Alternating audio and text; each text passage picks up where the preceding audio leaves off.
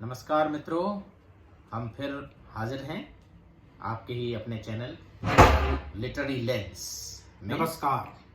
मैं राजेश आसुदानी रकीब। नमस्कार, मैं डॉक्टर विनोद आसुदानी।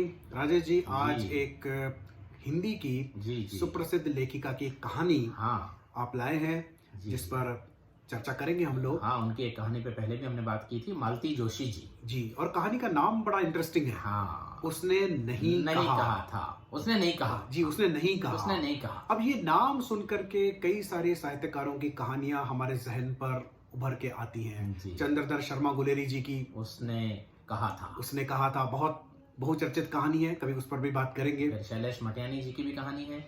जी, उसने तो नहीं कहा था। जी बिल्कुल। तो आज मालती जोशी की ये जो कहानी है, उसने नहीं कहा, तो इस पर थोड़ी बात करें। ये कहानी है जी, और मालती जोशी जी की खासियत ये है विनोद जी कि उनकी जो कहानियां हैं वो हमारे रोजमर्रा के जीवन से संबंधित हैं। दैनंदिन जीवन जो हमारा पारिवारिक जीवन है, जी बिल्कुल, उसी इस बात को वो लेती हैं और उसमें कहीं कोई ऐसी बात कह जाती हैं जिस पर हमारा ध्यान नहीं जाता या जिसको हम अनदेखी कर देते हैं। और आज का जो बदलता परिदृश्य है, सामाजिक परिदृश्य है, उसको उन्होंने बखूबी पकड़ा है। हमारे जो बदलते हुए रोल्स हैं, हमारी जो बदलती धारणाएं हैं, और साथ में वो जो सामाजिक और सांस्कृतिक मूल्य किस प्रकार से एक पीढ़ी से दूसरी पीढ़ी तक आते आते उनमें परिवर्तन हो जाता है, बदलाव हो जाता है। चाहे हम उसे स्वीकार करें या ना करें, वही हमारे जीवन का एक अभिन्न अंग हो जाता है। वो ये नहीं कहती कि ये सही है, ये गलत है, ये बात नहीं है, कोई पक्ष नहीं लेती है। हर पीढ़ी की एक अपनी चेतना है, एक अपना दृष्टिकोण है, एक अपनी संवेदना है और अपना एक संस्कार है। और वो संस्कार, वो संवेदना, वो चिंतन शायद अपने से पहली पीढ़ी और अपने से आने वाली पीढ़ियों से भिन्न है। तो यही हर एक पीढ़ी की जो अनोखी विशेषता है, उसी को वो कलम बंद करके साहित्यिक ढंग से हमारे सामने परोसती है। जी, और इसमें विनोद जी, उसने नहीं कहा, किसने नहीं कहा और क्या नहीं कहा, ये जरा बात छेड़े। जी बिल्कुल, ये कहानी है प्रमोद और उनकी पत्नी शोभा। और एक मध्यम वर्गीय परिवार है। प्रमोद एक सरकारी दफ्तर में काम करते हैं और उनकी पत्नी शोभा है, और गृहस्थी ठीक ठाक चल रही है। और कहानी की शुरुआत तब आती है कि जब प्रमोद के पिताजी गांव से इनके साथ रहने आ जाते हैं। और वो शोभा ही बोल के बुलाती हैं कि पिताजी अकेले क्यों रहें, हम लोग हैं। क्यों प्रमोद की माताजी का देहांत हो जाता है। हाँ, तो वो हमारे साथ रहे पिताजी। वो बुलाते हैं उनको अच्छे से और रहते हैं उनके साथ। और उनको लगता ऐसा है कि पिताजी के रहने से बुजुर्गों का साया रहेगा घर पर। यदि कहीं क्लब में जाना है, पार्टी में जाना है, तो पिताजी बच्चों की देखभाल कर लेंगे। शायद ये सोच करके वो गांव से पिताजी को बुलवा भेजते हैं। किंतु पिताजी बड़े, अब ये सब होता तो है, ऐसा नहीं कि ये सब नहीं होता, ये सब होता है, अपेक्षाएं तो पूरी होती है। पर दिक्कत यहाँ आ जाती है कि पिताजी जो है बड़े मिलनसार व्यक्ति हैं। जब कभी बाहर जाते हैं, पहले ही दिन 4-5 लोगों को ले आए, अपने 2 पेंशनरों को, और सारा दिन उनके यहाँ जमघट सा लगा रहता है। क्योंकि जैसा कि प्रमोद कहता है, तो जंगल में भी बैठ जाए तो 4 लोग जुटा लें अपने। तो ये जो पिताजी की पीढ़ी थी, वे लोग समाज से जुड़े हुए व्यक्ति थे। उनको लगता था कि सारे लोगों से बातचीत की जाए, वो लोग घर पर आए, और आतिथ्य सत्कार उनके खून में हुआ करता था। तो पिताजी भी वही चाहते हैं कि उनके मित्र जब सुबह चाय पर आते हैं या शाम पर बतियाने के लिए उनके पास आते हैं, तो उनकी अच्छे से सेवा की जाए। घर का बना नाश्ता चाहिए, गर्मा गर्म, बहू की तारीफ करते हैं और आदेश पे आदेश देते चले जाते हैं कि चाय के दौर होते रहते हैं। शोभा को पहले तो उनकी तारीफ बड़ी अच्छी लगती है, लेकिन धीरे धीरे उनको लगता है कि उनका रोल क्या है, सब चाय बनाने तक सीमित है, नाश्ता दे दें और दिन भर वो लगी रहें किचन में। तो ये उनको कहीं सुहाता नहीं है, ये मन को भाता नहीं है। उनको लगता है कि उनकी जो स्वतंत्रता है, उनका जो स्पेस है, उनका जो फ्रीडम है, शायद कहीं उसमें बाधा आ रही है। और वो इस बात को लेके वो बोलती हैं, अपने पति को बोलती हैं, और ये बात प्रमोद भी भांप लेता है कि शोभा को ये बात खटक रही है। और ये इंगित हो जाता है, उस पर स्पष्ट हो जाती है बात कि शोभा को हर दिन ये बात अच्छी नहीं लगती है कि घर में लोग बैठे रहें और उनकी सेवा में वो तत्पर रहे।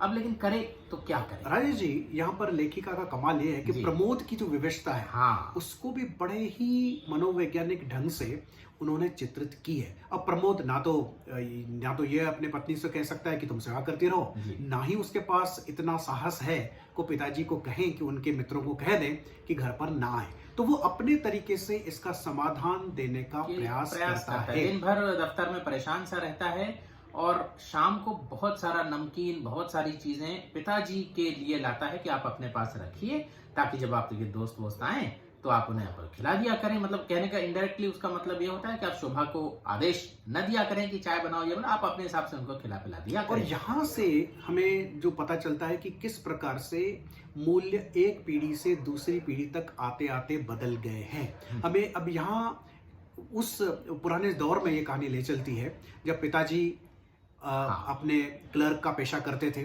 और उनकी पत्नी यानी प्रमोद की माताजी गृहस्थी को बड़े ही सुचारू ढंग से संभालती थी। चाहे उन्हें त्योहारों में नए कपड़े ना भी मिले, किंतु किसी भी मेहमान को बिगर खाए पिए अपने घर से नहीं जाने देती थी। अतिथि सत्कार जो था वो बिल्कुल एक मूल्य था। तो जिंदगी भर उन्होंने ये त्याग किया, अपने सुख सुविधाएं छोड़ी, किंतु खानदान की नाक नीचे नहीं होने दी। अपने पति की जो एक मेहमान नवाजी का जो शौक था उसे वो पूरा करती रही। केवल इतना ही नहीं, रविवारी भोज का आयोजन करते थे जहाँ की शायद नॉनवेज और खाना पीना 10-12 लोग आया 10-12 लोग उनके मित्र आया करते थे। तो तब ये घर से अपना मंदिर चली जाती थी प्रमोद की माँ, ताकि अपने हिसाब से खाएं पिए लोग मजा करें। रविवार का सप्ताह की छुट्टी है, तो यहाँ तक उन्होंने ये तो प्रमोद को ये सब याद है कि माताजी कैसे किया करती थी, किंतु अब उनकी पत्नी शोभा ये नहीं करती है। और ये बात अभी पिताजी को भी समझ आ रही है, क्योंकि प्रमोद एक बड़ा एक सेंटेंस कहते हैं, वही इसका इसेंस है कहानी का मेरे हिसाब से। जी, प्रमोद कहते हैं, पिताजी कहते हैं दिक्कत क्या है, तो फिर हमें ये चूल्हा भी ला दो, इलेक्ट्रिक का चूल्हा, चाय भी मैं ही बना लिया करूंगा। तो प्रमोद कहते हैं नहीं पिताजी ऐसी बात नहीं है, पर जब आपके दोस्त वोस्त आ जाते हैं आप कहते हैं तो कभी कभी लेडीज को थोड़ी तकलीफ हो जाती है घर में। तो ये लेडी जो शब्द है, यहाँ पिताजी कहते हैं कि हाँ भैया हमारे यहाँ तो कोई लेडी थी नहीं, तुम्हारी माँ तो लेडी थी नहीं, वो तो घरेलू औरत थी। आप सही बात है, मैं मुझे भी समझना चाहिए कि लेडी को तकलीफ हो सकती है ऐसी बातों से। तो अब ये जो बात है, यही कहानी का एसेंस है कि देखिए शोभा गृहिणी है विनोद जी बिल्कुल। शोभा कोई कामकाजी महिला या बाहर काम करने वाली महिला नहीं है, सर्विस वाली महिला या बिजनेस वाली महिला नहीं है। वो घर संभालती है, चाहे वो अपनी चॉइस से है या मजबूरी से है, लेकिन है तो गृहिणी। तो लेकिन उसको तकलीफ होती है। ये गृहिणी के कार्यों में जो पहले मेहमान नवाजी आती थी, आज शायद हम आसपास भी अपने देखते हैं विनोद जी कि कोई अतिथि वास्तव में अतिथि नहीं रहा है। अभी कोई बिना फोन किए आ जाए तो हम बड़ा बुरा भला सोचने लगते हैं उसके विषय में, और कोई अतिथि आ जाए तो बाहर से खाना मंगवा उसे खिलाने में ही अपनी अकलमंदी समझते हैं, और लोगों ने उसको बात को स्वीकार कर लिया है। हमारी संस्कृति अब ढल चुकी है इस बात में, ये डिफॉल्ट हो चुका है कि कोई पहले तो बिना चेतावनी में कहूँगा, इंटीमेशन एक्चुअली, बिना चेतावनी दिए कोई आएगा नहीं, और आ भी गया चेतावनी देकर बोल के फोन फुनिया के, तो भी हम उसको खाना पीना जो है वो बाहर से मंगा के खिलाने में ही अपना आतिथ्य। तो कहीं तो भी ये लगता है कि जो हमारी एक सामूहिक धरोहर थी, एक सामूहिक मूल्य थे परिवार के, कि परिवार में चाहे वो पिताजी के अतिथि हो, चाहे बहू के अतिथि हो, चाहे पति के अतिथि हो, अतिथि होता है। किंतु शायद आज वो बात रही नहीं। आज ये अतिथि किसका है, यहाँ से मामला चालू हो जाता है कि पिताजी के अतिथि हैं, पिताजी के मित्र हैं, तो उनके लिए मैं क्यों करूं। तो worlds are splitting, they are not united worlds. तो एक परिवार की एक दुनिया नहीं है, एक परिवार में अनेक विश्व हैं। तो ये जो मूल्यों का ह्रास होता चला आ रहा है, इसके लिए पाश्चात्य शिक्षा भी जिम्मेदार हो सकती है, या हमारी खुद की सोच भी जिम्मेदार हो सकती है, या आर्थिक परेशानियां भी हो सकती है। परिस्थितियां, आर्थिक तरीके से जो कमाई की जा रही है वो व्यक्तिगत रूप से की जा रही है, पहले सामूहिक रूप से की जाती थी। अभी भी पिताजी अपने 150 रुपए की जो पेंशन है वो प्रमोद के हाथ में दे देते हैं, और शोभा कहती है कि 150 रुपए में से क्या होता है, क्या उनको पता नहीं कि बाजार आसमान छू रहा है। तो ये जो विघटन है, ये जो व्यक्तिगत दुनियाएं बसती हैं, एक घर में 4-5 अलग अलग दुनियाएं बसती हैं, अब ये ठीक है, ये होना चाहिए, ये नहीं होना चाहिए। मालती जोशी जी कुछ नहीं कहती इस मामले में, वो शोभा को भी जस्टिफाई नहीं करती, वो प्रमोद को भी नहीं, वो बाबूजी को भी, किसी का पक्ष लेखिका नहीं ले रही। तीनों के जो एटीट्यूड्स हैं, तीनों के जो अप्रोचेस हैं, वो कहानी में कलात्मक ढंग से आते हैं। बिल्कुल। और फिर एक बात जो कहानी के शीर्षक की तरफ इशारा करती है, वो ये है कि पिताजी प्रमोद से कहते हैं कि क्या प्रमोद जो है अपने माताजी का एक जो है ना केस फॉरवर्ड करता है एक हिसाब से, कि आपने कभी ध्यान नहीं दिया कि कितना उनको शोषित थी एक तरह से, मेरी कितना परेशान थी, कितनी परेशानी होती थी आपके शौक पूरे करने में, मेहमान नवाजी के और लोगों से मिलने जुलने के। तो पूछते हैं पिताजी कि क्या माताजी ने तुमसे कुछ कहा था ऐसा, तो वो आंसर नहीं है, लेकिन कहानी का शीर्षक उसका उत्तर है कि उसने नहीं कहा। ये जो प्रमोद का सोचना है कि माताजी परेशान थी, पर शायद माताजी इसको अपना व्यक्तित्व का धर्म हिस्सा मानती मानती थी, धर्म गृहिणी का मानती धर्म थी। मानती थी, पत्नी धर्म मानती थी, या अपने व्यक्ति का धर्म मानती और थी। उस समय सांस्कृतिक मूल्य था जिस पर उन्होंने कभी शायद चेतन मन से ऐसा नहीं सोचा होगा कि मैं इसमें परेशान हो रही हूँ या शोषित हो रही हूँ या पैसे नहीं है। वो क्योंकि धर्म था। वो हनुमान नायडू साहब का एक शेर है विनोद जी, जी बिल्कुल, कि साहब अब पहले दुश्मन से भी मिलने का धर्म, अब तो यारों से भी मिलने की नहीं आस रही। वाह वाह, अब तो यारों से भी मिलने की नहीं आस रही, पहले दुश्मन से भी मिलने का धर्म होता था। बिल्कुल। तो ये जो एक विघटन, मैं कहूँ मूल्यों का ह्रास, the force of disintegration has set in our life, in our family, in our society.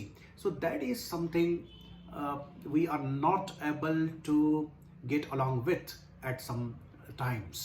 और आखिर में जो एक अतिथि आ जाते हैं, उनके परिचित आ जाते हैं, मिश्रा जी के भाई आ जाते हैं, मिश्रा जी के भाई आ जाते हैं, प्रीति के ताऊ होते हैं वो, और वो फिर से प्रफुल्लित हो उठते हैं बाबूजी। और शायद कहीं ना कहीं ये इंगित करती हैं लेखिका कि बाबूजी ने अब इस नई वास्तविकता को स्वीकार किया है कि बहू तो कुछ नहीं, मतलब खाना पीना नहीं करेगी, पर ठीक है जो उनके बेटे ने किया है, लाकर दी हैं चीजें, तो इसी तरह से अपना स्वागत सत्कार किया करेंगे। पर अपना जो मिलने जुलने का जो शौक है, जो उनका पहले से रहा है, वो कहीं ना कहीं वो फिर से। और कहीं आज की जो वर्चुअल वर्ल्ड में हम लोग जीते हैं, जहाँ पर सब कुछ ऑनलाइन है, फ्रेंडशिप्स ऑनलाइन है, ब्रेकअप ऑनलाइन हैं, तो उसमें कहीं ना कहीं पिताजी का जो एक स्वभाव है, हमें सोचने की एक दिशा देता है कि हम आसपास के लोगों से, आसपास के परिसर से जुड़कर के रहें, समाज से जुड़कर रहें, उनसे बातचीत क्या करें, चाहे के दौर चलें, उस पर चर्चाएं हो, बातचीत हो, लतीफ़े हों। तो ये जो संस्कृति थी हमारे भारत की मिलने मिलाने की, कहीं ना कहीं वो लुप्त होती चली जा रही है। शायद हम सभी को उसका कहीं ना कहीं उसकी वेदना है, लेकिन क्या किया जाए शायद हमारे समझ में नहीं आता है। तो हम शुरू करें आज से। मैं तो ये कहूँगा कि जो भी इस चर्चा को देख रहे हैं, आज से आप 5-6 मित्रों की एक लिस्ट बनाएं, उनके पास चले जाएं, बिना फोन करके चले जाएं, देखें तो सही आपको कैसा सत्कार होता है या नहीं होता है।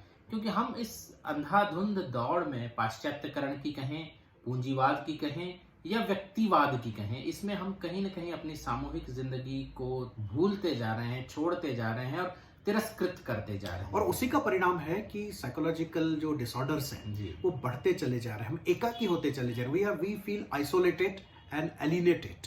और उसका परिणाम ये है कि मानसिक रोग बढ़ते जा रहे हैं। तो जब हम लोगों से कटते चले जाएंगे तो हम मशीन वत हो जाएंगे। बिल्कुल, मिलना जुलना जहाँ जरूरी हो, मिलने जुलने का हौसला रखना। अभी शेर जब मैंने सुना था विनोद जी, मुझे बड़ा आश्चर्य हुआ था कि मिलने जुलने का हौसला रखने वाली क्या बात है, इसमें हौसला रखने वाली क्या बात है। लेकिन नहीं, अब पता चलता है कि मिलने जुलने का भी हौसला। आप सोच के देखिए, अगर आपके घर में आगंतुक का सत्कार, आतिथ्य सत्कार ना के बराबर हो या बड़ी उदासीनता से हो। और तो पिताजी बहुत बड़ी बात करते हैं। एक प्रमोद को कहते हैं कि आपको क्या लगता है कि ये लोग कोई ऐसे खाली है, लफंगे हैं? ये तो अच्छे घरों के लोग हैं, क्या उनके पास उनके घर चाय नाश्ता नहीं है? वो तो गृहिणी का आतिथ्य सत्कार देखकर ही लोग किसी के घर आते हैं।